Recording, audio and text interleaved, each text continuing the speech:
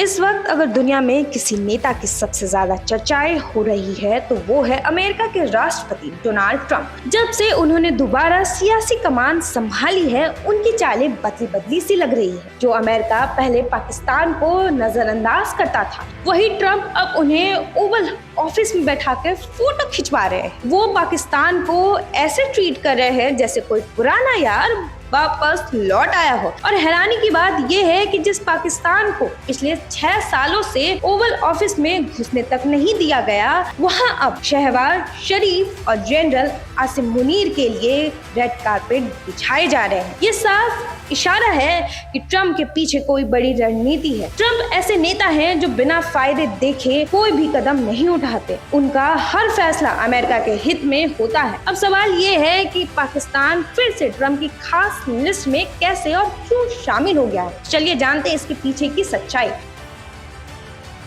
दरअसल अफगानिस्तान में Bagram air base को लेकर अमेरिका फिर से एक्टिव हो गया है। अब इस खेल में पाकिस्तान की एंट्री अहम हो गई है, क्योंकि अमेरिका पाकिस्तान को अफगानिस्तान का गेटवे मानता है। अगर अमेरिका को बगराम पर दोबारा कब्जा चाहिए और तालिबान से टक्कर लेनी है तो उसे पाकिस्तान का साथ चाहिए ही होगा। लेकिन कहानी यही नहीं खत्म होती। अमेरिका की नजर अब पाकिस्तान के नए खजानों पर भी है, जैसे क्रिप्टो बिजनेस और हाल ही में मिले तेल और मिनरल्स के भंडार। यानी दोस्ती का ये नया चैप्टर सिर्फ कंधे पर हाथ रखने का नहीं, बल्कि फायदे का पूरा खेल है,